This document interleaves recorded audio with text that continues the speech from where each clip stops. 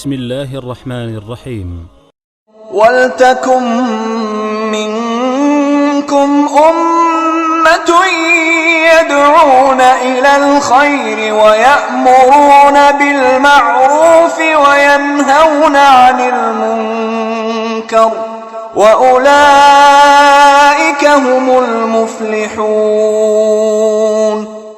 المكتب التعاوني للدعوة والإرشاد وتوعية الجاليات بالخبيب ببريدة التابع لفرع وزارة الشؤون الإسلامية والأوقاف والدعوة والإرشاد بالقصيم. اس لیے اللہ تبارک و تعالی نے جب اس چیز کا ذکر کیا کہ اے نبی محمد صلی اللہ علیہ وسلم ہم نے آپ کو علم دیا ہے، تو اللہ تعالی نے وہاں پر اپنا فضل اور احسان بھی نبی کے اوپر جتلایا. یہ نہیں سکھایا کہ دنیا کی دولت مانگو، خزانے مانگو، فلاں چیز مانگو، فلاں چیز مانگو، نہیں، بلکہ اپنے نبی کو بھی اللہ نے جب دعا سکھائی تو فرمایا اے میرے نبی مجھ سے یہ دعا مانگو، ربی زدنی علما، اے اللہ میرے علم کے اندر اضافہ کرتا رہے. اور وہ بندہ ساری زندگی وہ عمل کیوں نہ کرتا رہے، اگر وہ عمل اللہ کے حکم اور رسول کریم صلی اللہ علیہ وسلم کے طریقے کے خلاف ہوا، یعنی بغیر علم کے کرتا رہا، اس کے اس عمل میں، عبادت میں علم شرعی کا، دین کے علم کا دخل نہ ہوا، تو وہ عمل اللہ کے ہاں کوئی فائدہ دینے والا نہیں ہے، اور اس پر جو درجہ ہے، جو ثواب رکھا گیا ہے، اس سے بھی انسان محروم ہو. اور جو بندہ خالصتاً لا الہ الا اللہ پڑھتا ہے، صدق دل کے ساتھ پڑھتا ہے، وہ بندہ کٹ تو سکتا ہے، مر تو سکتا ہے، جان قربان کرا سکتا ہے، اپنے بیوی بچوں کو چھوڑ سکتا ہے، والدین کو چھوڑ سکتا ہے، وطن چھوڑ سکتا ہے، اور اپنے آپ کو تپتی ہوئی ریت کے اوپر لٹایا جانا منظور کر سکتا ہے، اس کے جسم میں گرم سلاخیں داخل کی جائے یہ برداشت کر سکتا ہے، لیکن اللہ کے ساتھ شریک نہیں ٹھہرا سکتا. آواز کیا دیتا ہے؟ کہتا ہے یا بنی آدم، اے آدم کے بیٹو، قوموا الی نیرانکم التی اوقدتموہا، اس آگ کی طرف کھڑے ہو جاؤ جو تم نے گناہ کر کر کے جہنم کی آگ بھڑکا رکھی ہے، فَأَطْفِئُوهَا، نماز قائم کرو اور اس آگ کو بجھاؤ. السلام علیکم ورحمۃ اللہ وبرکاتہ. ان الحمد للہ نحمده ونستعینه ونستغفره ونعوذ باللہ من شرور انفسنا ومن سیئات اعمالنا، من يهده الله فلا مضل له ومن يضلل فلا هادي له، وأشهد أن لا إله إلا الله وحده لا شريك له، وأشهد أن محمدا عبده ورسوله. من يطع الله ورسوله فقد رشد واهتدى، ومن يعص الله ورسوله فقد ضل وغوى. یا ایہا الذین آمنوا اتقوا اللہ حق تقاته ولا تموتن الا وانتم مسلمون. یا ایہا الناس اتقوا ربکم الذی خلقکم من نفس واحدہ وخلق منها زوجها وبث منهما رجالا كثيرا ونساء واتقوا الله الذي تساءلون به والأرحام إن الله كان عليكم رقيبا. يا أيها الذين آمنوا اتقوا الله وقولوا قولا سديدا يصلح لكم أعمالكم ويغفر لكم ذنوبكم ومن يطع الله ورسوله فقد فاز فوزا عظيما. اما بعد فإن خير الحديث كتاب الله وخير الهدي هدي محمد صلى الله عليه وسلم وشر الأمور محدثاتها وكل محدثة بدعة وكل بدعة ضلالة وكل ضلالة في النار.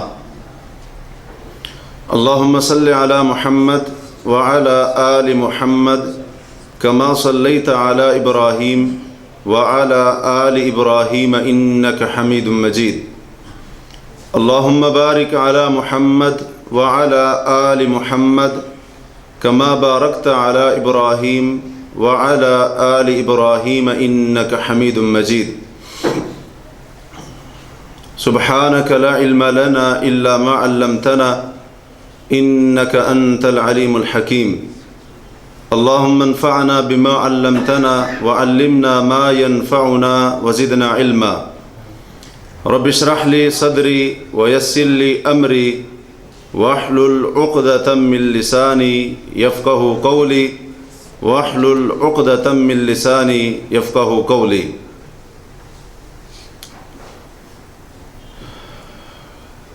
مسند احمد، سنن ابن ماجہ اور سنن ترمذی میں مختلف الفاظ کے ساتھ حضرت زیاد بن لبید رضی اللہ عنہ سے مروی ہے کہ ایک مرتبہ اللہ کے رسول صلی اللہ علیہ وسلم نے ایک فتنے کا ذکر کیا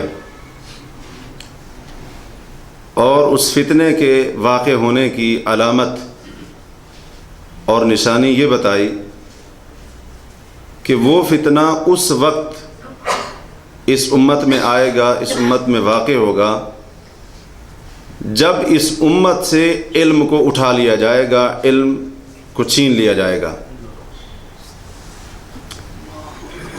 حضرت زیاد رضی اللہ تعالی عنہ کہنے لگے، اے اللہ کے نبی علیہ الصلاۃ والسلام، کیا اس امت سے علم اٹھا لیا جائے گا؟ یعنی ایسا کیسے ہو سکتا ہے؟ حالانکہ ہم قرآن پڑھتے ہیں، اپنے بچوں کو پڑھاتے ہیں اور ہمارے بچے اپنے بچوں کو پڑھاتے رہیں گے اور یہ سلسلہ قیامت تک چلتا رہے گا۔ تو علم کے اٹھ جانے کا کیا مطلب؟ نبی صلی اللہ علیہ وسلم نے فرمایا، اے زیاد، ان کنت لأراک افقہ رجل من اہل المدینہ، کہ میں مدینے کے رہنے والے لوگوں میں سے جو سب سے زیادہ سمجھدار لوگ ہیں، تیرا شمار ان میں سمجھتا تھا۔ تیری ماں تجھے گم پائے، کیا یہودی عیسائیوں کو نہیں دیکھتے ہو؟ کیا وہ تورات اور انجیل کو نہیں پڑھ رہے؟ تورات اور انجیل ہے ان کے پاس اور اس کو پڑھتے بھی ہیں، لیکن لا يعملون بشيء فيهما، جو احکام اللہ نے تورات اور انجیل کے اندر دیے ہیں ان میں سے کسی حکم پر عمل نہیں کرتے۔ اس حدیث سے بہت ساری باتیں معلوم ہوئیں۔ سب سے اہم بات تو یہ معلوم ہوئی کہ علم شرعی کی بڑی اہمیت ہے، دین کا علم اس کی بڑی اہمیت ہے، اور جب تک دین کا علم اس امت میں باقی رہے گا اس وقت تک کوئی فتنہ اس امت کے لوگوں کو نقصان نہیں پہنچا سکے گا۔ اور اسی طرح یہ بھی اس حدیث سے پتہ چلا کہ علم صرف اس چیز کا نام نہیں کہ انسان کو بس پتہ ہو، قرآن پڑھنا جانتا ہو، پڑھانا جانتا ہو، یا قرآن کا پڑھنا آتا ہو، صرف اس چیز کا نام نہیں، بلکہ اصل علم یہ ہے کہ انسان کو جو دین کی معلومات ہوں ان پر عمل کرنے والا ہو۔ یہ ہے اصل علم کہ جس کا شریعت نے ہم سے مطالبہ کیا ہے۔ تو بہرحال اس حدیث سے دین کے علم کی اہمیت اور فضیلت کا اندازہ ہوا۔ اس حدیث سے پتہ چلتا ہے کہ دین کا علم ایک مسلمان کے لیے، ایک مومن کے لیے اور کلمہ پڑھنے والے کے لیے کتنی زیادہ اہمیت رکھتا ہے کہ جس کا اندازہ اس حدیث سے کیا جا سکتا ہے۔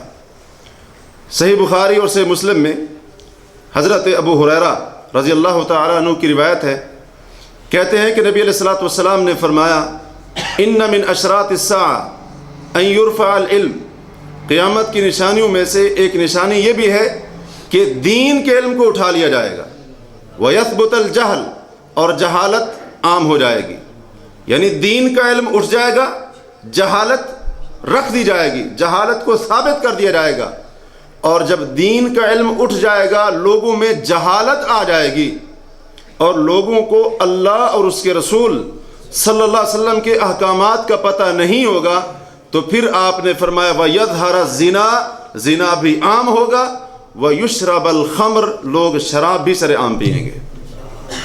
تو یہ دین کا علم ہے کہ جس کی اہمیت اور جس کی فضیلت اللہ تبارک و تعالی نے بھی بیان کی اور اس کے پیغمبر صلی اللہ علیہ وسلم نے بھی بیان کی کہ جب تک دین کا علم مسلمانوں کے اندر موجود رہے گا تب تک اس دین کے علم کی وجہ سے اور اس علم شرعی کی روشنی کے ہوتے ہوئے مسلمان کبھی بھی گمراہی کی طرف نہیں جائیں گے، گمراہی کی طرف نہیں جائیں گے۔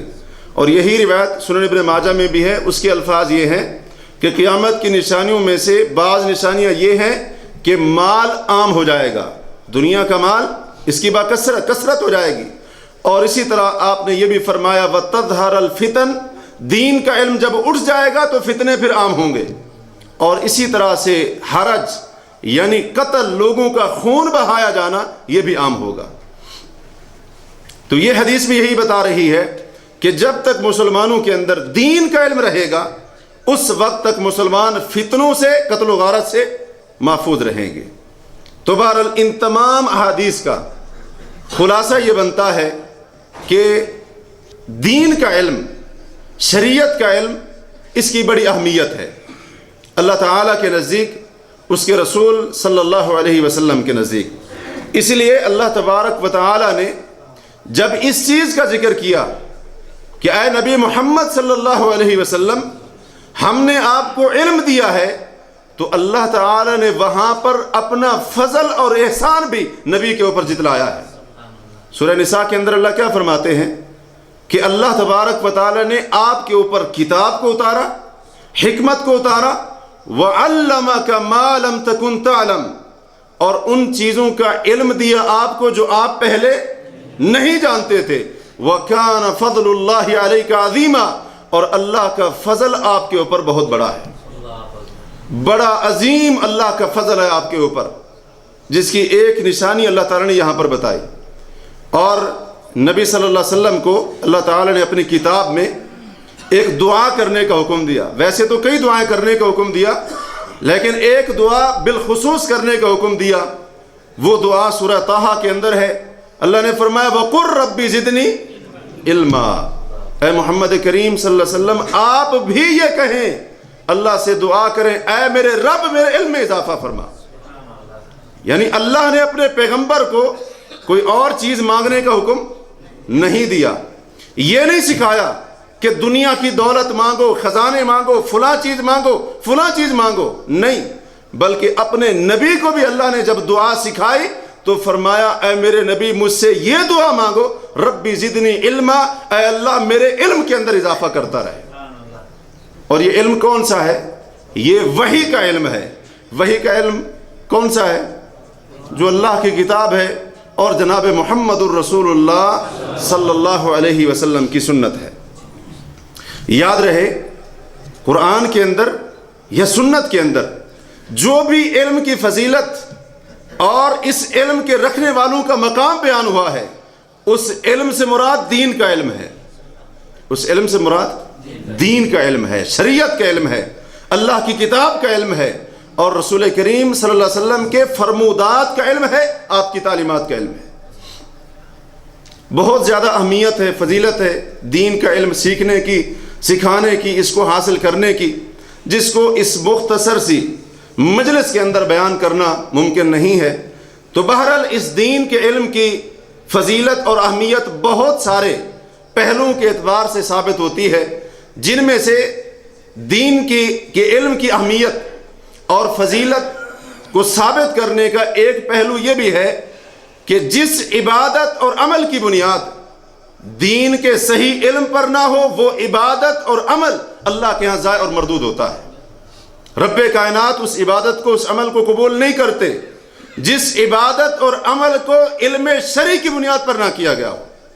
اور عین ممکن ہے کہ جو بندہ نادانی میں رہ کر، لا علمی کی وجہ سے، اور اس عبادت اور عمل کو کرنے کا جو صحیح شرعی طریقہ تھا اس کو معلوم کیے بغیر اگر کوئی بندہ عمل کرتا رہا، عبادت کرتا رہا، نیکیاں کرتا رہا، غیر ممکن ہے وہ بندہ ان لوگوں کے زمرے میں داخل ہو جن کے بارے میں اللہ تعالیٰ سورہ غاشیہ میں فرماتے ہیں هل اتاک حدیث الغاشیہ وجوہ یومئذ خاشیہ عاملۃ ناصبہ تصلی نارا حامیہ، کیا آپ کے پاس ڈھانپ لینے والی قیامت کی خبر آئی؟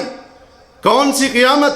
وجوہ یومئذ خاشیہ، اس دن کئی چہرے ذلت اور رسوائی کی وجہ سے جھکے ہوئے ہوں گے۔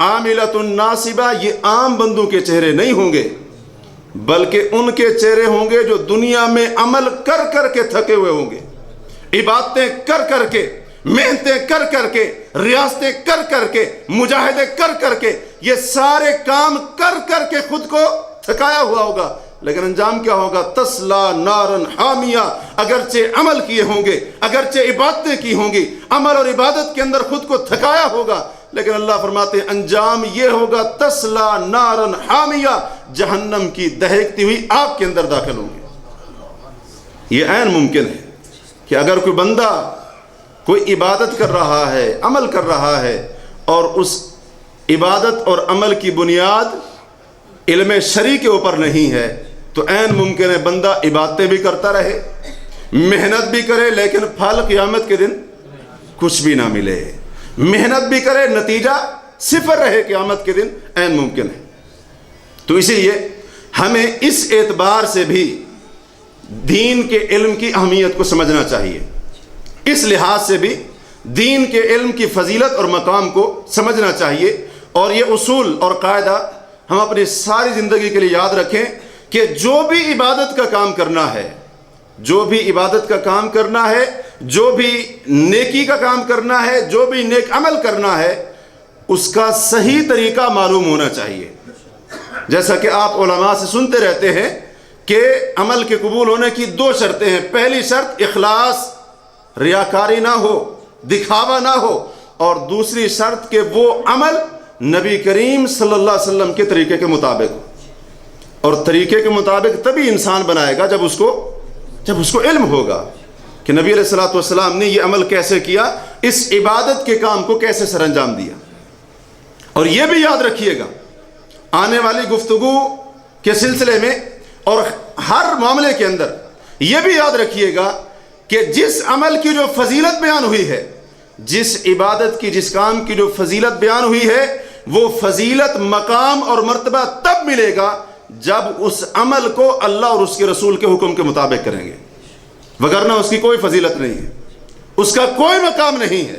اور وہ بندہ ساری زندگی وہ عمل کیوں نہ کرتا رہے، اگر وہ عمل اللہ کے حکم اور رسول کریم صلی اللہ علیہ وسلم کے طریقے کے خلاف ہوا، یعنی بغیر علم کے کرتا رہا، اس کے اس عمل میں، عبادت میں علم شرعی کا، دین کے علم کا دخل نہ ہوا، تو وہ عمل اللہ کے ہاں کوئی فائدہ دینے والا نہیں ہے، اور اس پر جو درجہ ہے، جو ثواب رکھا گیا ہے، اس سے بھی انسان محروم ہو جائے گا۔ بڑے افسوس کا مقام ہے آج ہمارے معاشرے کے اندر کئی ہمارے بھائی اعمال کی فضیلتیں بیان کرتے ہوئے نظر آتے ہیں، نماز کی یہ فضیلت ہے، روزے کی یہ فضیلت ہے، صدقے کی یہ فضیلت ہے، فلاں کام کی یہ فضیلت ہے، فلاں کام کرنے والے کا یہ درجہ ہے، فلاں عبادت کرنے والا اس کو یہ مقام ملتا ہے، لیکن اس کا صحیح طریقہ بتانا گوارا نہیں کرتے، جبکہ قاعدہ یہی ہے، اصول یہی ہے کہ جو بھی عبادت اس کے اوپر ثواب کا وعدہ کیا گیا ہے، وہ ثواب تب ملے گا جب آپ اس کو دین کے علم کے مطابق کریں گے، وگرنہ کوئی ثواب اس کا نہیں ہے۔ اور اس کی چند مثالیں انشاءاللہ آئندہ کی گفتگو میں آئیں گی۔ تو دین کے علم کی بڑی اہمیت ہے، اور اس کی اہمیت کو آج ہم اس لحاظ سے پہچانیں گے کہ جس عبادت اور عمل کی بنیاد دین کے صحیح علم پر نہ ہو، اور بندہ کوئی بھی عبادت اور عمل دین کے علم کو حاصل کیے بغیر کرے، اس عمل کو، اس عبادت کو اللہ تبارک و تعالیٰ کے ہاں بیکار ٹھہرا دیا جاتا ہے، اور اس کا کوئی ثواب بندے کو اللہ کے ہاں قیامت کے دن نہیں ملے گا۔ سب سے اہم نیکی اور سب سے بڑا عمل کیا ہے؟ توحید، کلمہ لا الہ الا اللہ، اس سے بڑی کوئی نیکی ہے؟ نہیں۔ حضرت ابو ذر رضی اللہ عنہ نے ایک بار پوچھا تھا نبی صلی اللہ علیہ وسلم سے کہ اللہ کے رسول یہ بتائیں لا الہ الا اللہ نیکیوں میں سے ہے؟ آپ نے فرمایا ہی افضل الحسنات، یہ سب نیکیوں میں سے افضل ترین نیکی ہے۔ یہ کلمہ لا الہ الا اللہ، اس کا بڑا مقام ہے، بڑا درجہ ہے۔ جو بندہ اس کلمے کو پڑھتا ہے، اس کے معنی اور مفہوم کو سمجھتا ہے اور اس کے شرائط اور تقاضوں کو پورا کرتے ہوئے اس کے مطابق عمل کرتا ہے، اس بندے کا بڑا اللہ کے نزدیک مقام۔ صحیح بخاری کی حدیث ہے، نبی علیہ الصلوۃ والسلام نے فرمایا وہ بندہ جو صدق دل سے لا الہ الا اللہ پڑھتا ہے، اللہ اس بندے کو جہنم کی آگ پر حرام کر دیتا ہے۔ صحیح بخاری کی حدیث ہے، حضرت معاذ بن جبل رضی اللہ تعالیٰ عنہ فرماتے ہیں کہ نبی علیہ الصلوۃ والسلام نے فرمایا کہ وہ بندہ جو صدق دل کے ساتھ اللہ کی رضا چاہتے ہوئے کلمہ توحید کو پڑھتا ہے، اس کو اپناتا ہے، اس کو اختیار کرتا ہے، اللہ نے اس کے چہرے کو جہنم کی آگ پر حرام کر دیا۔ صحیح بخاری اور صحیح مسلم کی حدیث ہے، حضرت ابو ہریرہ رضی اللہ تعالیٰ عنہ کہتے ہیں کہ رسول اللہ صلی اللہ علیہ وسلم سے پوچھا گیا، اور ایک روایت میں حضرت ابو ہریرہ نے خود پوچھا، کیا پوچھا؟ من اسعد الناس بشفاعتی کا یوم القیامہ، اے اللہ کے رسول صلی اللہ علیہ وسلم، قیامت کے دن وہ کون سا خوش نصیب ہوگا جو آپ کی سفارش کا حقدار ٹھہرے گا؟ کون سا خوش نصیب ہوگا؟ تو نبی علیہ الصلوۃ والسلام نے فرمایا اے ابو ہریرہ، مجھے یقین تھا یہ سوال صرف تو کرے گا، تیرے سوا کوئی اور نہیں کرے گا۔ کیوں؟ کیونکہ میں نے میری حدیث کو حاصل کرنے کا، جمع کرنے کا جو شوق اور حرص دیکھا ہے، اسی وجہ سے مجھے یقین تھا یہ سوال تیرے سوا کوئی اور کر ہی نہیں سکتا۔ نبی علیہ الصلوۃ والسلام نے پھر اس کے جواب میں کیا فرمایا؟ اسعد الناس بشفاعتی یوم القیامہ من قال لا الہ الا اللہ خالصا من قلبی، کہ قیامت کے دن تمام لوگوں میں سے سب سے بڑا خوش نصیب وہ جس کو میری سفارش اور شفاعت ملے گی، اس کا حقدار ٹھہرے گا، وہ بندہ ہے جس نے لا الہ الا اللہ خالص دل کے ساتھ کہا، یعنی خالصتاً دل سے کہا۔ اور جو بندہ صدق دل سے لا الہ الا اللہ کہے، پورے خلوص کے ساتھ لا الہ الا اللہ کہے، وہ مر تو سکتا ہے، اللہ کے ساتھ شرک نہیں کر سکتا۔ آج ہمارے بھائیوں نے صرف یہ کہہ دیا کہ جس نے ایک بار لا الہ الا اللہ کہہ دیا سیدھا جنت میں جائے گا۔ نہیں بھائیوں، جس نے صدق دل کے ساتھ کہا اور دل کی اتحا گہرائیوں سے کے ساتھ کہا اور اس نے خلوص نیت کے ساتھ کہا، اور جو بندہ خالصتاً لا الہ الا اللہ پڑھتا ہے، صدق دل کے ساتھ پڑھتا ہے، وہ بندہ کٹ تو سکتا ہے، مر تو سکتا ہے، جان قربان کرا سکتا ہے، اپنے بیوی بچوں کو چھوڑ سکتا ہے، والدین کو چھوڑ سکتا ہے، وطن چھوڑ سکتا ہے، اور اپنے آپ کو تپتی ہوئی ریت کے اوپر لٹایا جانا منظور کر سکتا ہے، اس کے جسم میں گرم سلاخیں داخل کی جائیں یہ برداشت کر سکتا ہے، لیکن اللہ کے ساتھ شریک نہیں ٹھہرا سکتا۔ یہ معنی ہے کہ جس نے سچے دل کے ساتھ، صدق دل کے ساتھ اور خالصتاً یہ لا الہ الا اللہ پڑھا۔ اور مسند احمد، سنن ترمذی کی وہ حدیث جو آپ نے پہلے بھی سنی ہوگی، ایک بندے کو اللہ تعالیٰ بلائے گا قیامت کے دن، اور اس کے اتنے گناہ کہ 99 دفتر گناہوں کے پھیلے ہوئے، اور ان میں سے ایک رجسٹر اتنا لمبا ہوگا جتنی حد تک انسان کی نگاہ کام کرتی ہے۔ اللہ تعالیٰ پوچھے گا، وہ اقرار کرے گا۔ حدیث ذرا طویل ہے، مختصر کرتے ہوئے بات کو اپنے موضوع کی طرف آتے ہیں۔ اللہ تعالیٰ پوچھے گا، وہ کہے گا اللہ یہ سارے گناہ میں نے کیے ہیں، تیرے فرشتوں نے کسی قسم کا ظلم نہیں کیا۔ تو اللہ تعالیٰ پھر فرمائے گا فرشتوں کو، ان 99 رجسٹروں میں سے ایک چھوٹی سی پرچی نکلے گی جس پر کیا لکھا ہوگا؟ اشہد اللہ الہ الا اللہ وان محمدا عبدہ ورسولہ۔ اللہ تعالیٰ فرمائے گا وزن کرو، اس سے کہے گا جا اپنے وزن کے اوپر حاضر ہو۔ وہ کہے گا اللہ یہ چھوٹی سی پرچی اتنے بڑے بڑے دفتروں کے آگے کیا وزن رکھتی ہے؟ تو اللہ تعالیٰ فرمائے گا بہرحال جا اپنے وزن پر حاضر ہو۔ جب تولا جائے گا وہ چھوٹی سی پرچی والا پلڑا بھاری ہوگا، گناہوں کے 99 رجسٹروں والا پلڑا ہلکا ہوگا، اللہ اس کے سارے گناہوں کو معاف کر کے اس کو جنت میں داخل کرے گا۔ یہ کلمہ لا الہ الا اللہ ہے، لیکن یہ کلمہ کب فائدہ دے گا؟ یہ کلمہ کب فائدہ دے گا؟ یہ کلمہ کب انسان کو جنت میں لے جانے کا باعث بنے گا؟ یہ کلمہ کب انسان کو جہنم کی آگ سے بچائے گا؟ یہ کلمہ کب انسان کے گناہوں کی بخشش کا سبب بنے گا؟ اللہ تعالیٰ سورہ محمد میں اپنے نبی کو فرماتے ہیں فَعْلَمْ أَنَّهُ لَا إِلَهَ إِلَّا اللَّهُ، اے محمد کریم صلی اللہ علیہ وسلم آپ کو بھی لا الہ الا اللہ کا علم ہونا چاہیے۔ جب محمد کریم صلی اللہ علیہ وسلم کو اللہ یہ فرما رہے ہیں تو پھر امتی کو نہیں ہونا چاہیے؟ امتی کو تو ہونا چاہیے۔ اور نبی علیہ الصلوۃ والسلام نے فرمایا تھا، صحیح مسلم کی حدیث ہے، من مات وهو يعلم انه لا الہ الا اللہ دخل الجنہ، کہ جس بندے کو اس حالت میں موت آئی کہ وہ جانتا تھا، اس کو علم تھا لا الہ الا اللہ کا، وہ جنت میں داخل ہوگا۔ جس کو علم تھا اس کلمے کے تقاضوں کا، اس کے شرائط کا، جس کو علم تھا کہ میں نے یہ کلمہ پڑھا ہے، اب کون سی پابندیاں مجھ پر ہیں، میں نے یہ کلمہ پڑھا ہے، کیا کرنا ہے اور کیا نہ کرنے کی اجازت ہے، جس کو علم تھا اور جو اس علم کے ہوتے ہوئے اس حال میں جس کو موت آئی، وہ بندہ جنت میں داخل ہوگا۔ وہ نہیں کہ جس نے صرف ایک بار کہہ دیا باقی جو کچھ بھی کرتا رہا، وہ نہیں۔ علم ہونا چاہیے۔ یہ کلمہ، یہ ایمان، یہ عقیدہ، یہ توحید تب فائدہ دے گی جب انسان کو اس کا علم ہونا چاہیے۔ جب توحید سب سے افضل نیکی تھی اور سب سے افضل عبادت تھی، سب سے بڑا عمل تھا، تو اس کا علم بھی سب سے افضل ہے نا۔ لیکن ہماری حالت تو یہ ہے، اتنے بڑے ہم ہو گئے، شاید کسی بندے نے عقیدے کی کوئی کتاب پڑھی ہو، شاید کسی بندے نے توحید کے اوپر، ایمانیات کے اوپر کبھی کوئی کتاب پڑھنے کا اتفاق ہوا ہو، وگرنہ اتنی اہم ترین چیز اس کے بارے میں ہمیں علم ہی نہیں ہے۔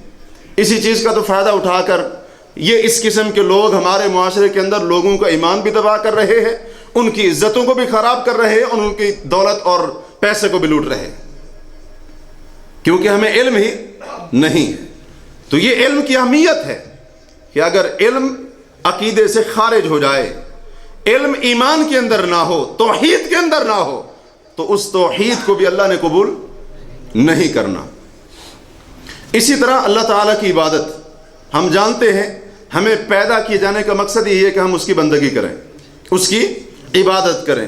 بڑا عظیم عمل ہے تقویٰ اور پرہیزگاری، اس رب کا ڈر اور خوف، اس کے ڈر کی وجہ سے فرائض اور واجبات کی پابندی کرنا، اور اس کے ڈر اور خوف کو مد نظر رکھتے ہوئے جن کاموں سے اس نے، اس کے پیغمبر نے روکا ان کو چھوڑ دینا، محرمات سے اجتناب کرنا، حرام کاموں سے خود کو بچانا، یہ بھی بڑی عظیم عبادت ہے، بڑا عظیم عمل ہے۔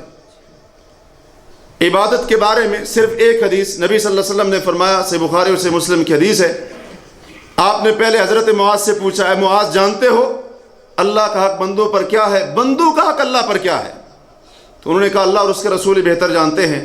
تو پھر آپ نے خود بتایا کہ اللہ کا حق بندوں پر یہ ہے کہ بندے خالص اسی کی عبادت کریں اور اس کے ساتھ کسی چیز کو شریک نہ ٹھہرائیں۔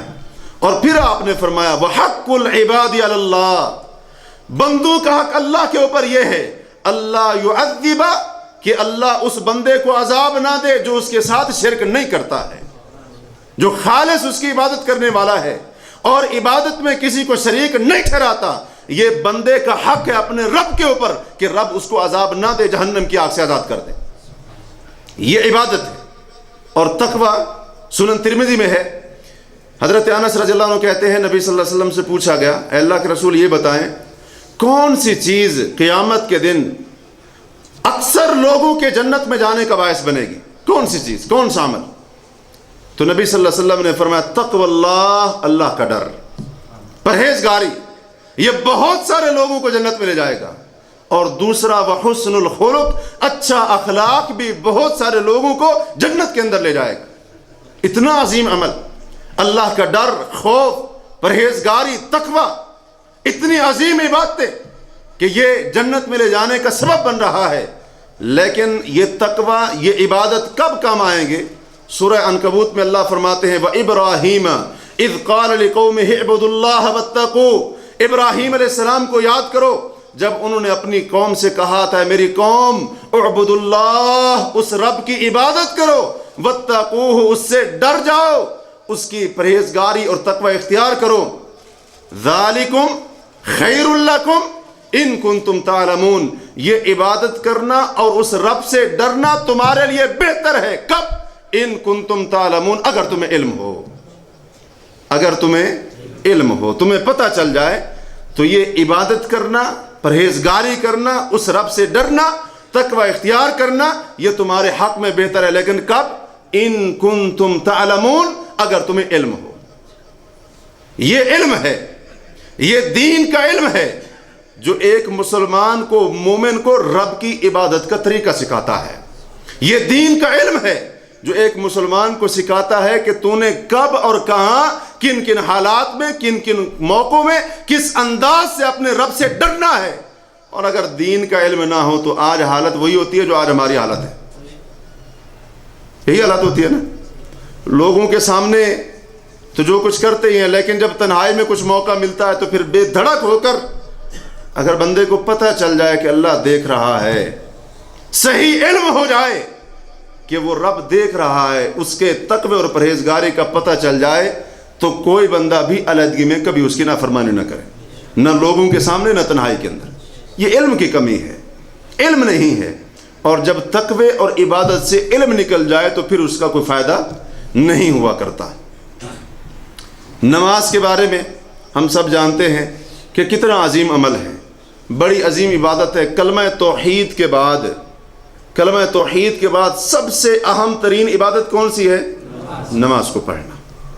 اس لیے صحابہ کہتے ہیں کہ جو بندہ بھی مسلمان ہوتا تو نبی علیہ الصلوۃ والسلام یہ فرماتے تھے کہ اس کو سب سے پہلے نماز سکھاؤ، سب سے پہلے اس کو نماز سکھاؤ. یعنی اسلام میں داخل ہونے کے بعد جو سب سے پہلی چیز انسان پر فرض ہو جاتی ہے وہ نماز کا ادا کرنا ہے. اور کتنی؟ 3 یا 4 یا 2، کتنی؟ 5.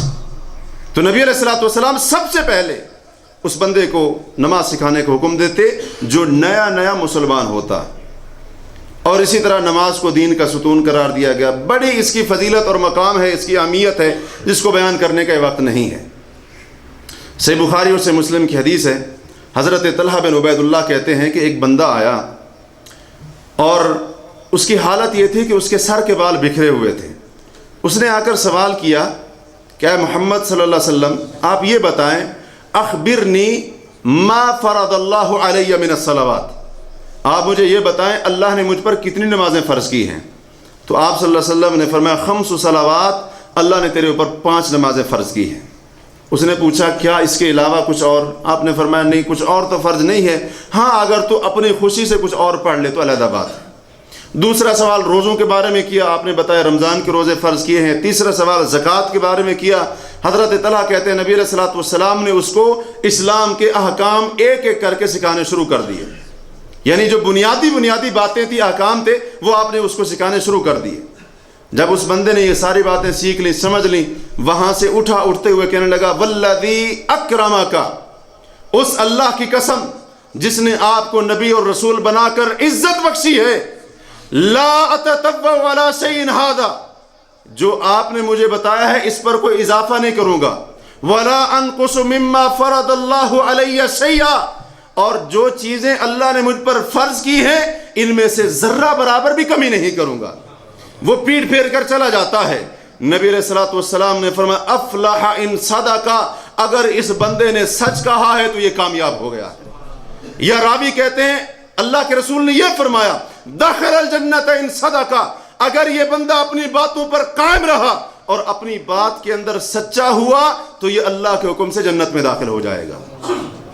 یہ 5 نمازیں ہیں، یہ 5 نمازیں جو ان نمازوں کے اوپر پابندی کرنے والا اور ان کے اندر ذرہ برابر بھی کوتاہی نہ کرنے کا وعدہ کرنے والا، نبی صلی اللہ علیہ وسلم نے اس کی کامیابی اور جنت میں داخل ہونے کی ضمانت دی ہے.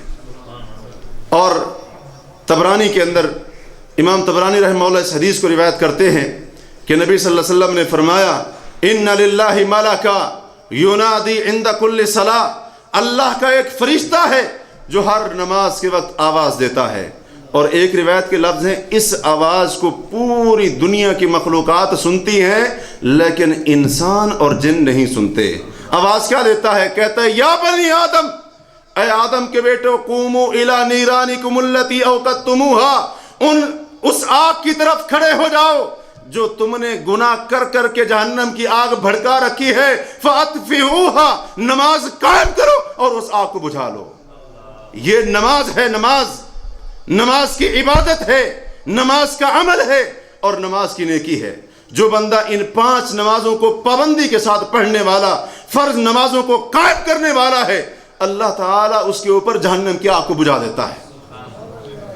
اور اسی طرح اور بھی بہت ساری چیزیں نماز کے بارے میں، لیکن یہ نماز بھی تب فائدہ دے گی جب اس کی بنیاد دین کے علم پر ہوگی، جب اس نماز کو ویسے پڑھا جائے گا جیسے اللہ نے سکھایا ہے اور اس کے پیغمبر محمد مصطفیٰ صلی اللہ علیہ وسلم نے اس کی تعلیم دی ہے۔ وگرنہ مقام، اس نماز کا مقام کچھ بھی باقی نہیں رہے گا۔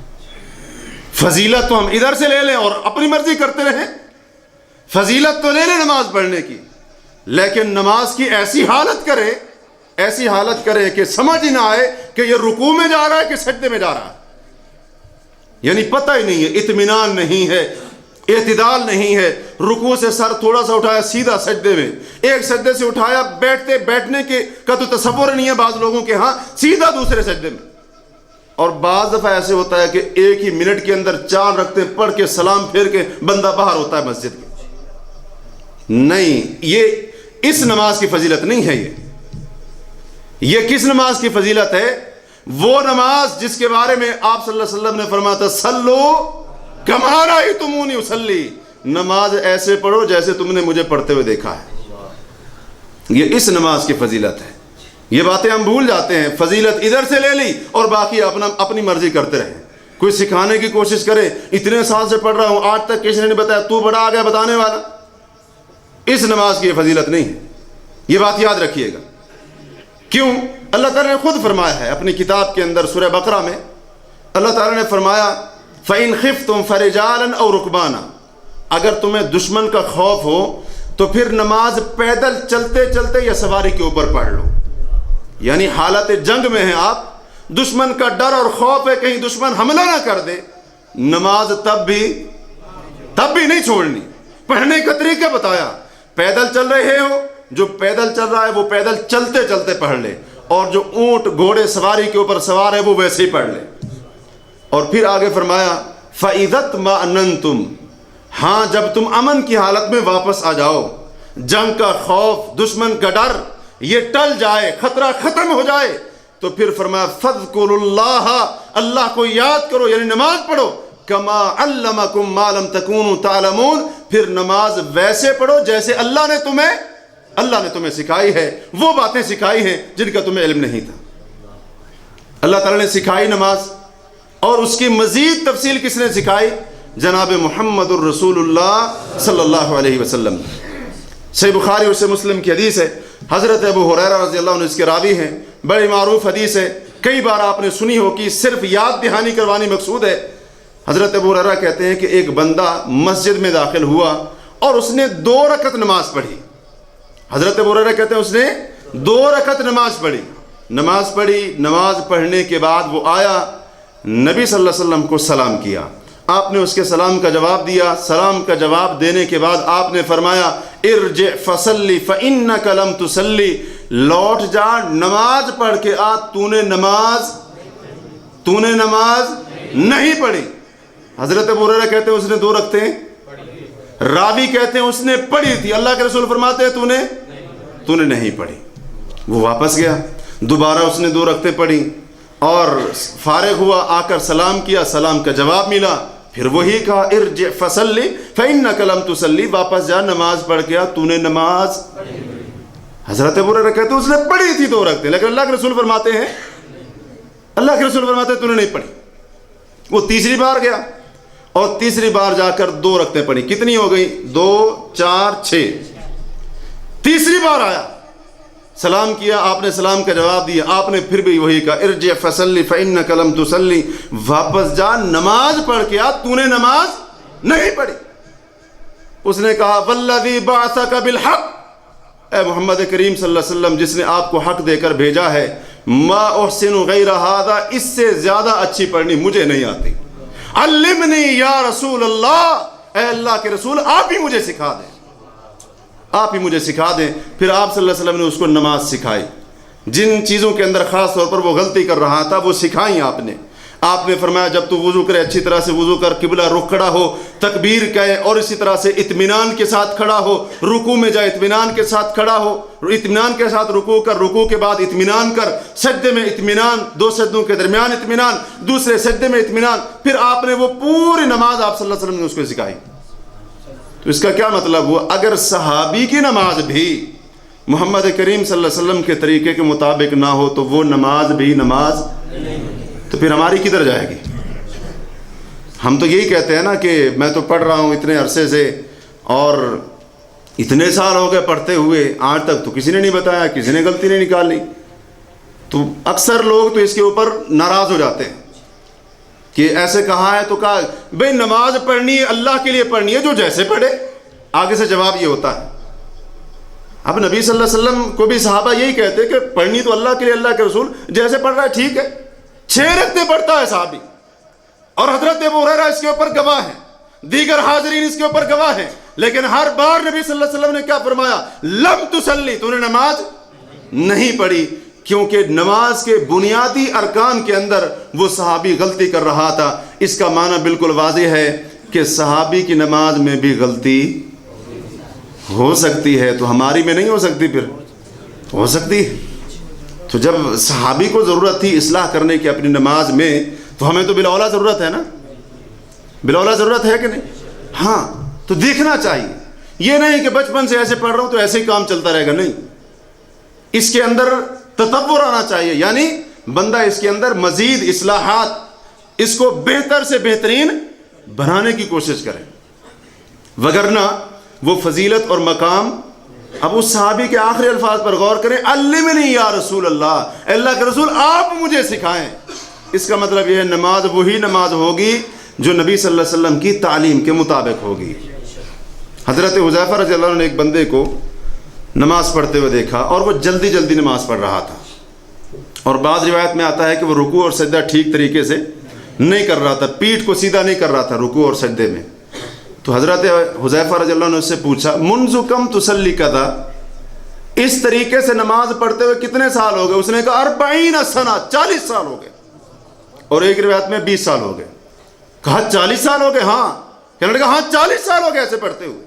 حضرت حذیفہ نے فرمایا ما صلیتا، تو نے نماز نہیں پڑھی ہے، تو نے نماز نہیں پڑھی ہے. ولو مت، اگر تیری موت اسی طریقے پر مر جاتی، مت علی غیر فطرت محمد صلی اللہ علیہ وسلم، تو تجھے محمد کریم کے طریقے کے علاوہ کسی اور کے طریقے پر موت آتی.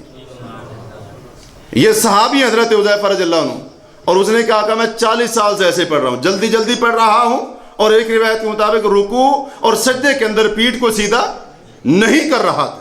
حضرت حذیفہ فرماتے تو نے نماز پڑھی نہیں. امام اصبہانی رحمہ اللہ اور امام ابن عدی اپنے اپنی کتابوں کے اندر اس حدیث کو لائے ہیں. علامہ البانی اس کو صحیحہ کے اندر لائے ہیں. نبی علیہ الصلوۃ والسلام نے فرمایا ان الرجل یصلی 60 سنہ، ایک بندہ 60 سال نماز پڑھتا ہے. کتنے سال؟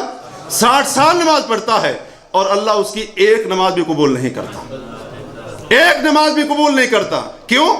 آپ نے فرمایا ہو سکتا ہے کہ وہ رکوع تو مکمل کرتا ہو لیکن سجدہ مکمل نہ کرتا ہو، یا سجدہ مکمل کرتا ہو رکوع مکمل نہ کرتا ہو.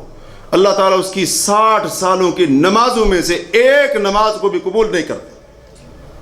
نبی علیہ الصلوۃ والسلام نے فرمایا ان اللہ لا ينظر الى رجل، اللہ اس بندے کی طرف نظر رحمت سے نہیں دیکھتا، یا قیامت کے دن نہیں دیکھے گا، جو بندہ لا یقیم ظہرہ یا صلبہ فی الرکوع والسجود، جو بندہ رکوع اور سجدے میں اپنی پیٹھ کو سیدھا نہیں کرتا، اللہ اس کی طرف نظر رحمت سے نہیں دیکھتا. تو کیا خیال ہے؟ یہ غلطیاں ہوتے ہوئے بھی ہم یہ امید رکھیں کہ نماز کا مقام مل جائے گا، فضیلت مل جائے گی، درجہ مل جائے گا، یہ بات صحیح ہوگی؟ ہرگز نہیں.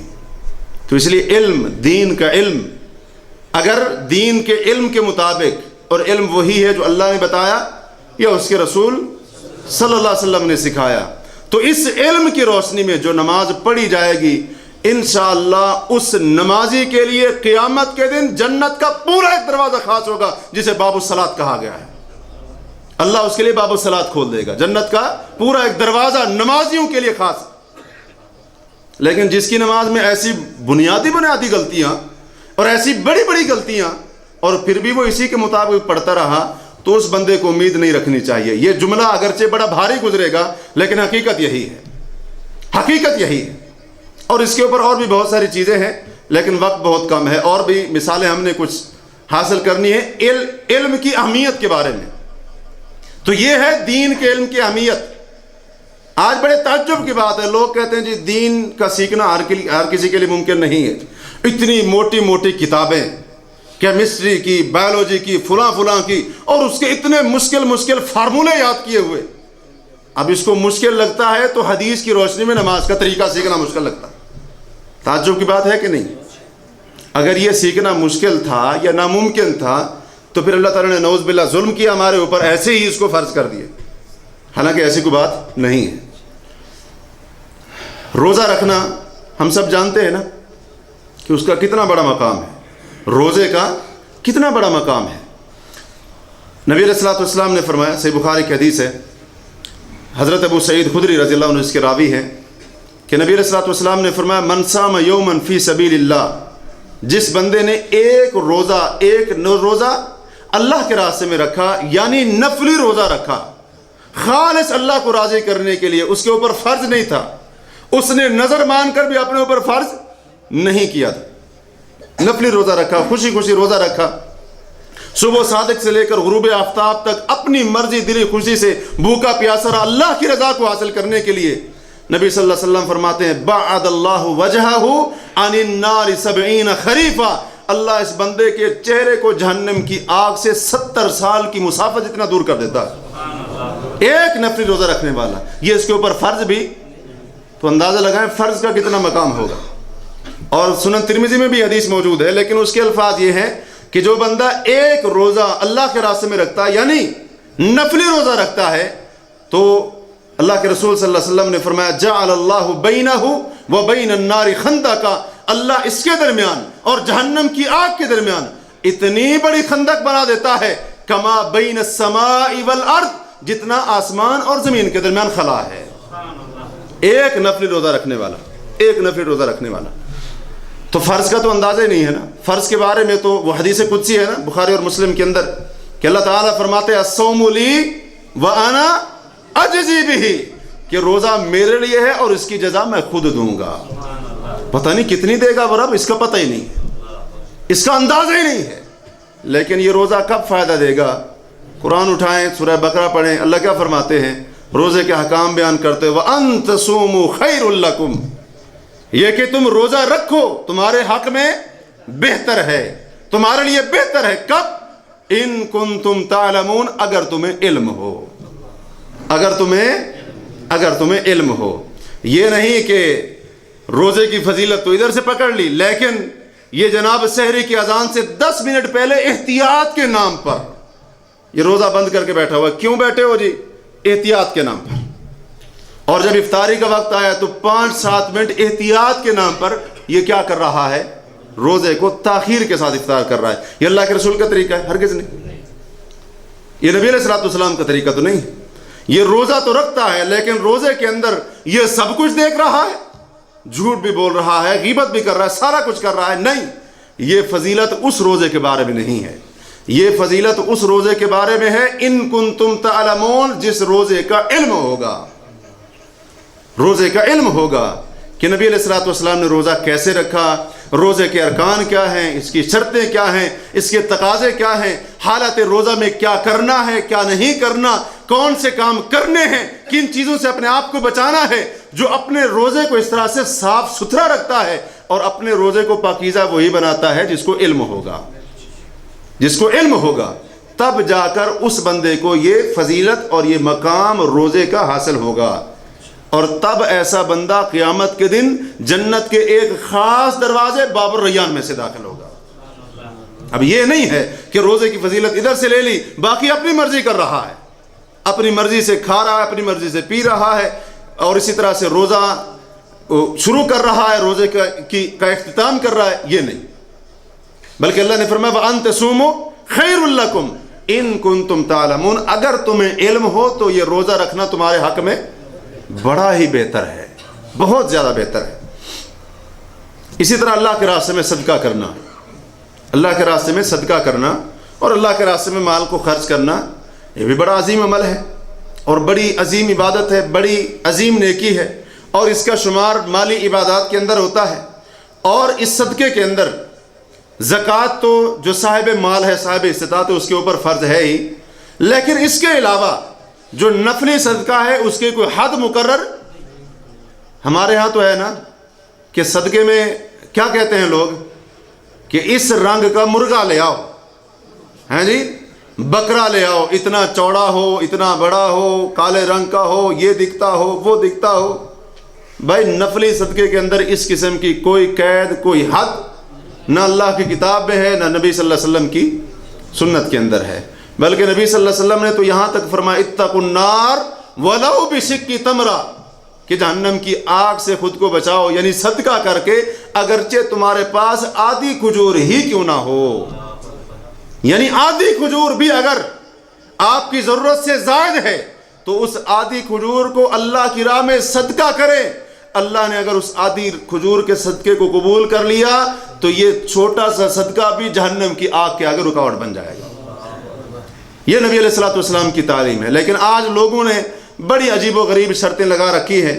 اسی طرح صدقے کا وہ بھی معنی نہیں جو آج لوگوں نے لیا ہے کہ صبح صبح جب اٹھیں گے، دفتر کو جائیں گے، کاروبار کو جائیں گے، دکان کے لیے جائیں گے، اسکول کالج یا دکان کے لیے جائیں گے، تو راستے میں گزرتے ہوئے وہ شاپر پکڑے کھڑے ہوتے ہیں نا، وہ اس میں بوٹیاں بھری ہوئی یا جو بھی ہوتا ہے اس کے اندر، وہ سائیکل کے اوپر بہت ساری اس نے لی ہوئی ہوتی ہیں، تو اس کو بیچ رہا ہوتا ہے، جی کیا کرو، صدقہ دے کر جاؤ، تو وہ اس کو دیتے ہیں 10-15 جتنے بھی روپے کا وہ ہوتا ہے، شاپر تھیلی ہوتی ہے، تو وہ اوپر سے ایسے پھیرتا ہے اور اس کو اٹھا کر پھینک دیتا ہے، کہتا ہے جاؤ آج ساری مصیبتیں اور تکلیفیں تم سے ٹل گئی۔ یہ صدقہ نہیں ہے، یہ تو بیچارے نے کمائی کا ذریعہ بنا رکھا ہے۔ اور جو ایسے ہوتے ہیں نا، وہ جس کو پھینک رہے ہوتے ہیں نا، جس گوشت کو، شاپر کو، اسی کو جا کر دوبارہ جمع کرتے ہیں، نئی تھیلیاں بنا کے دوبارہ بیچنا شروع کر دیتے ہیں۔ بڑا عجیب صدقہ کرا رہے ہیں ابھی، جو آپ نے اس کے سر کے اوپر ایسے کر کے پھینک دیا ہے تو اس کو کب، کہاں، کیسے اٹھانا؟ صدقے کا یہ تصور کہیں بھی نہیں۔ صدقہ آپ کے پاس ایک ذرہ برابر بھی، 1 ریال ہے آپ کے پاس، 1 روپیہ ہے، آدھا کھجور کا دانہ ہے، تھوڑی سے تھوڑی چیزیں کیوں نہیں ہے، وہ آپ اللہ کے راستے میں دے سکتے ہیں، تو شریعت نے کہا آپ دو، اس کی کوئی حد، اس کی کوئی قید شریعت نے مقرر نہیں کی ہے۔ تو جو بندہ اللہ کے راستے میں صدقہ کرتا ہے اور چیز کو خرچ کرتا ہے، بڑا عظیم عمل ہے، بڑی عظیم عبادت ہے۔ نبی علیہ الصلوۃ والسلام نے فرمایا، مسند احمد، سنن ترمذی وغیرہ کی بڑی طویل حدیث ہے حضرت معاذ رضی اللہ عنہ کی، اس میں آپ صلی اللہ علیہ وسلم نے یہ بھی فرمایا، وَالصَّدَقَةُ تُطْفِئُ الْخَطِيئَةَ كَمَا يُطْفِئُ الْمَاءُ النَّارَ، کہ جیسے پانی آگ کو بجھا دیتا ہے، ایسے صدقہ کرنا انسان کے گناہوں کو ختم کر دیتا ہے۔ یہ صدقہ ہے۔ اور طبرانی میں امام بہقی رحمہ اللہ شعب الایمان کے اندر حضرت عقبہ بن عامر سے اس حدیث کو روایت کرتے ہیں، نبی صلی اللہ علیہ وسلم نے فرمایا، ان الصدقۃ، کہ بے شک صدقہ کرنا، لتطفئ عن اہلھا حر القبور، جو بندہ صدقہ کرتا ہے، یہ صدقہ قبر کے اندر صدقہ کرنے والے سے قبر کی گرمی اور حرارت کو ختم کر دیتا ہے۔ وَإِنَّمَا يَسْتَظِلُّ الْمُؤْمِنُ يَوْمَ الْقِيَامَةِ فِي ظِلِّ صَدَقَتِهِ، اور قیامت کے دن جب کوئی سایہ نہیں ہوگا سوائے اللہ کے عرش کے، کوئی سایہ نہیں ہوگا، مومن کو سایہ اس کا صدقہ فراہم کرے گا۔ اور ایک روایت میں حَتَّى يُقْضَى بَيْنَ النَّاسِ، جب تک سب لوگوں کے درمیان فیصلہ نہیں ہو جائے گا، مومن کے سر کے اوپر اس کا وہ مال جو اس نے دنیا میں صدقہ کیا تھا، خرچ کیا تھا، اللہ کی رضا کے لیے دیا تھا، وہ 50,000 سال کا پورا دن اس کو سایہ فراہم کرے گا۔ یہ ہے صدقہ اور اللہ کے راستے میں خرچ کرنا۔ مسند احمد میں ہے، نبی صلی اللہ علیہ وسلم نے فرمایا کہ اگر کوئی بندہ ایک لقمہ بھی، روٹی کا ایک لقمہ بھی اگر دیتا ہے، کھجور کا ایک دانہ دیتا ہے، تو اللہ تبارک و تعالی اس ایک لقمہ اور ایک کھجور کا دانہ جو صدقے میں دیا گیا تھا، اللہ تعالیٰ اس کو بڑھاتا ہے، اس کو بڑھاتا ہے اور اس کو بڑھاتا ہے، اس کی دیکھ بھال کرتا ہے۔ جیسے آپ صلی اللہ علیہ وسلم فرماتے ہیں، تم میں سے کوئی بندہ گھوڑے کے بچے کو یا اونٹنی کے بچے کو اس کی دیکھ بھال کرتا ہے اور اس کی حفاظت کرتا ہے اور اس کے بارے میں محتاط رہتا ہے، اللہ تبارک و تعالیٰ ایسے وہ ایک لقمہ یا ایک کھجور، اور ایک روایت کے لفظ ہیں وہ حلال کی ہو، حلال مال میں سے خرچ کی ہوئی ہو وہ ایک کھجور، تو اللہ تعالیٰ اس کو بڑھاتا ہے جب قیامت کے دن بندہ آئے گا اللہ تعالیٰ کے حضور، حتیٰ تکون مثل احد، اللہ اس ایک کھجور یا ایک لقمے کا ثواب احد پہاڑ کے برابر عطا کرے گا۔ احد پہاڑ کے دیکھا ہوا ہے نا آپ سب نے الحمدللہ، احد پہاڑ کے برابر عطا کرے گا وہ ایک کھجور یا ایک لقمہ جو بندے نے اللہ کی رضا کے لیے صدقہ کیا تھا اور اس کو خرچ کیا تھا، احد پہاڑ کے برابر اللہ تعالیٰ اس کا ثواب عطا کرے گا۔ لیکن کب؟ اللہ نے فرمایا وَأَن تَصَدَّقُوا خَيْرٌ لَكُمْ إِن كُنتُمْ تَعْلَمُونَ، تم صدقہ کرو تمہارے حق میں بہتر ہے، لیکن شرط یہ ہے ان کنتم تعلمون، اگر تمہیں علم ہو، اگر تمہیں پتہ چل جائے، اگر تمہیں معلوم ہو تو یہ صدقہ کرنا تمہارے حق میں بہتر ہے۔ تو اس لیے اگر کوئی بندہ فرضی زکوٰۃ دے رہا ہے تو جان چھڑانے والی بات نہ کرے، بلکہ زکوٰۃ کے کچھ بنیادی احکام کو سیکھے کہ کس مال کے اوپر بنتی ہے، کتنا حصہ بنتا ہے اور کب بنتا ہے، مستحق کون ہے، کن کو دینا ہے کن کو نہیں دینا۔ یہ نہ ہو کہ جب دیکھے کہ اب سال پورا ہونے والا ہے، مال کے اوپر زکوٰۃ بن جائے گی ہفتے کے بعد، تو بیوی کو کہتا ہے یہ مال سارا میں نے تجھے ہبہ کر دیا، اور جب وہ ہفتہ گزر گیا 10 دن گزر گیا کہتا ہے چل واپس کر زکوٰۃ سے بچنے کے لیے۔ یہ مسلمان کرتے ہیں ایسا، میں کوئی ایسے بات نہیں کر رہا، ایسا کئی لوگ کرتے ہیں، وہ ان کی بات تو نہ کریں، انہیں تو یہ کھانا نکال دیا ہے اسلام میں سے۔ جس قوم کی آپ بات کر رہے ہیں انہوں نے کہا کہ زکوٰۃ تو ہے ہی نہیں اور خمس ہوتا ہے وہ ان کے دین کے اندر، تو یہ یعنی سمجھنے والے لوگ، اور جن کو زکوٰۃ نہیں دینی ہوتی تو وہ ایسے کرتے ہیں پھر۔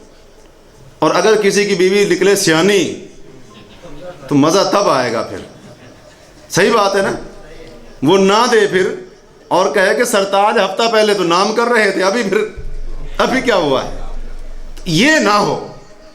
اور اسی طرح سے اگر نفلی صدقہ ہے تو اس کے احکام کا پتہ ہونا بھی ضروری ہے۔ یہ نہ ہو کہ جناب یہ اچھا خاصا یہ 5-10 ہزار کا بکرا خرید کر اس کو ایک عامل نے بابے نے کہہ دیا بکرے کو ذبح کرنا، اس کا گوشت بنانا، فلاں کھنڈر میں ڈال کے آنا، یہ صدقہ نہیں ہوگا، بلکہ اس کو علماء نے شرک کہا ہے۔ اور جو عامل اور اس قسم کا بندہ ایسا کہہ رہا ہے یا اس قسم کا صدقہ کرنے کی دعوت دے رہا ہے، وہ شیطان کا دوست ہے، وہ جادوگر ہے، اور یہ جادوگر کی علامات میں سے علامت بتائی ہے، یہ صدقہ نہ ہو۔ آج لوگوں کو علم نہیں، اللہ کی قسم لوگ یہ غلطیاں کر رہے، اور لوگوں کو یہ حدیثیں سنائی جاتی ہیں، یہ فضیلتیں سنائی جاتی ہیں، یہ سارا کچھ سنایا جاتا ہے، اور پھر صدقات کی فضیلت بیان کرنے کے اوپر عجیب و غریب واقعات۔ کبھی جناب صدقات کے فضائل بیان کرتے ہوئے ایک بندہ یہاں تک کہہ دیتا ہے کہ دیکھو سخاوت کرنے کا کتنا فائدہ ہوتا ہے۔ ایک بندہ مر گیا، اس کی قبر کے پاس کچھ مسافر آئے، قافلہ ان کا آیا، تو وہ قبر میں سے نکلا، اس کے پاس کچھ اور نہیں تھا، مہمانوں کی مہمان نوازی کرنے کے لیے اس نے انہی کا ایک اونٹ ذبح کر دیا اور اس کا گوشت بنا دیا، پھر جا کر قبر میں چلا گیا، اور اسی وقت گھر میں چلا گیا، اپنے بیٹے کے خواب میں آیا، کہا بیٹا یہ جو میرا بختی اونٹ کھڑا ہے اس کو لے جاؤ، میری قبر کے پاس جو مسافر ٹھہرے ہوئے فلاں بندے کو جا کر اونٹ دے دو، کیونکہ ان کی مہمان نوازی کے لیے میرے پاس کچھ نہیں تھا، میں نے انہی کا اونٹ ذبح کر دیا تھا، لہذا بدلہ ہو جائے گا۔ وہ اللہ کے بندوں، کیا نبی علیہ الصلوۃ والسلام کی احادیث، اللہ تعالیٰ کی کتاب کی آیتیں کام ہیں کوئی صدقہ بیان کرنے کے لیے کہ ہم اس قسم کے من گھڑت واقعات بیان کریں؟ لیکن بڑا افسوس ہے کہ یہ ساری کی ساری باتیں اور چیزیں ہمارے معاشرے کے اندر عام ہیں۔ تو آج کا سبق جو شروع میں عرض کیا تھا وہ یہی ہے کہ ہر عبادت اور عمل کی بنیاد وہ دین کے علم کے اوپر ہے۔ اگر آپ کو اس عبادت کے بارے میں، اس عمل کے بارے میں، اس نیکی کے بارے میں، چاہے وہ نماز ہو، وہ روزہ ہو، وہ صدقہ ہو، وہ کتنی بڑی سے بڑی یا چھوٹی سے چھوٹی نیکی کیوں نہ ہو، وہ نیکی اور عبادت تب جا کر اللہ کے ہاں قبول ہوگی جب انسان اس نیکی اور عبادت کو شریعت کے علم کے مطابق کرے گا، جو علم دین نے اس عبادت اور نیکی کے بارے میں اس کو بتایا ہے، سکھایا ہے، اس کے مطابق عمل کرے گا، تب جا کر وہ نیکی فائدہ دے گی، اور تب جا کر اس عبادت کا ثواب اور اس کا درجہ انسان کو ملے گا۔ وگرنہ بصورت دیگر اگر انسان کے اندر یہ چیز نہ ہوئی، بغیر علم شرعی کے، بغیر صحیح علم کے، اپنی مرضی سے یا کسی کے کہنے پر یا لوگوں کی دیکھا دیکھی وہ کتنی بڑی سے بڑی عبادت کیوں نہ کرتا رہے، اللہ تعالیٰ کے ہاں اس کو کوئی ثواب ملنے والا نہیں ہے۔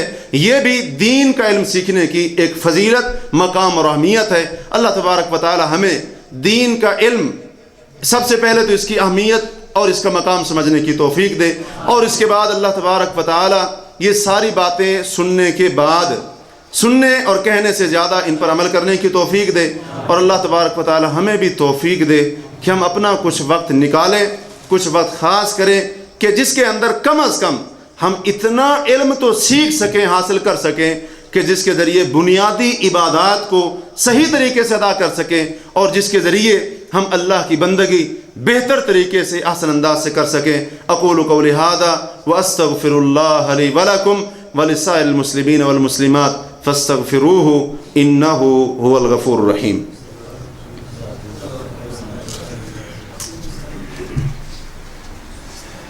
یہ بھائی نے سوال کیا ہے، ٹائم ویسے ہو چکا ہے کیونکہ صبح ڈیوٹی ہے، اگر اجازت ہے تو دے دیتا ہوں جواب، نہیں تو پھر